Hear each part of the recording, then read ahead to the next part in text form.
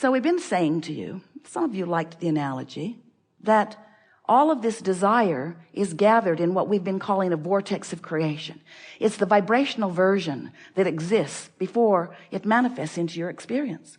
And we've been saying things to you like, when you're in the vortex, when you're tuned in, tapped in, turned on, when you're up to speed, when you're a vibrational match to this vortex, then you feel wonderful, because there's no resistance within you that is complicating things, that is contradicting things, that is adding static to the equation.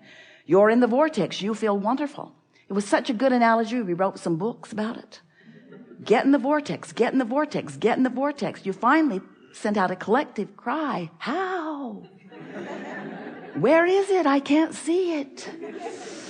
It's an imaginary circle that you draw in the air.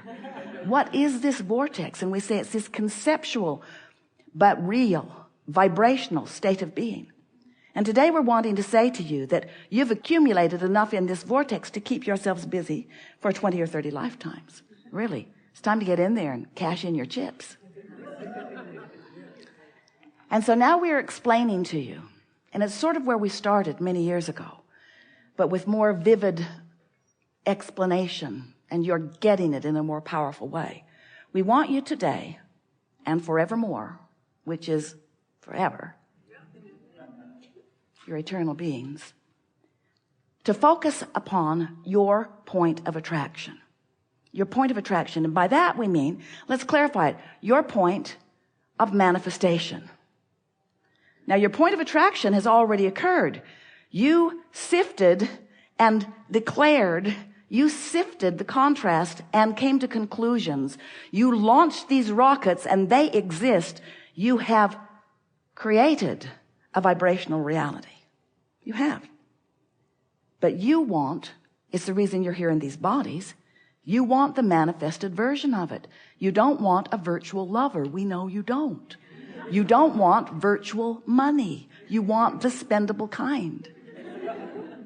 And so the way it moves from that vibrational place into your manifested experience, where you can explore the deliciousness of it, the specifics of it, and where maybe even others who are sharing your time-space reality may witness your creation of it. In order to do that, you have to take personal, deliberate control of your grid, of your point of attraction. So as we use the word grid today, and we will a lot, what we're talking about is your point of attraction.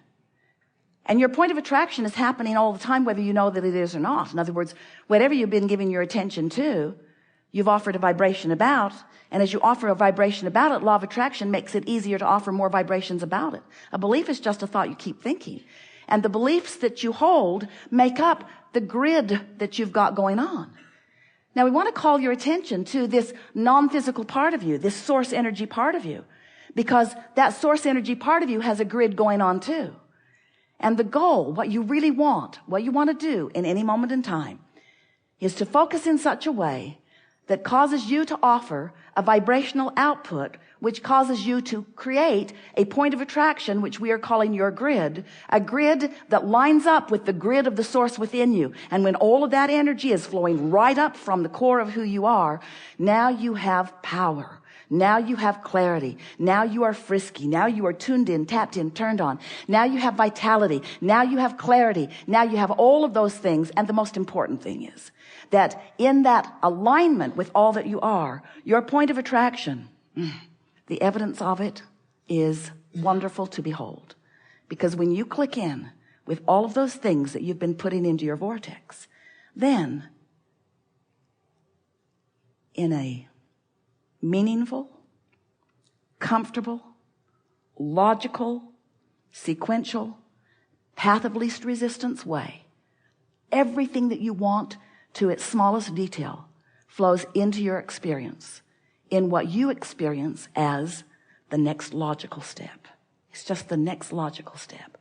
Not something that you're going nuts about. It's the next logical step. If you're in the vibrational vicinity of who you really are, then the next logical step is for it to manifest.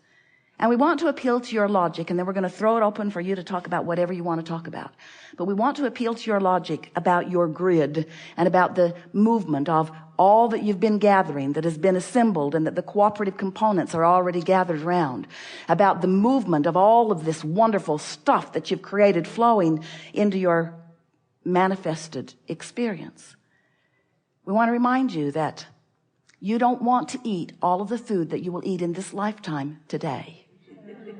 You want to eat some of it today, but you want it to come incrementally so that you can savor it and enjoy it. Yes? And the same with the contents of your vortex. You don't want it all today. You think you do, especially those things that you're standing in conscious awareness of the absence of. Oh, Abraham, I'll just take this and this and this and this and this today. And we say, it's coming. It's coming at the speed and in the frequency and in the path of least resistance, in complete and utter and only response to your vibrational tending to your grid, to your point of attraction. We think you've got it. What do you want to talk about? We're eager to talk with you about anything that matters to you. Don't worry about it. We will fill in the cracks. We want you to know, most important, standing on your chair does not help. This gathering gathered before you dragged your physical bodies here. And if you heard what we said, then everything that you want to talk about collectively, all kinds of people around the world participating with us here too. Everything that you've been thinking about, that you want clarity about, is in your vortex. And it is our promise to you that the grid will fill in today with the specifics of what you want to know about. So, where to begin?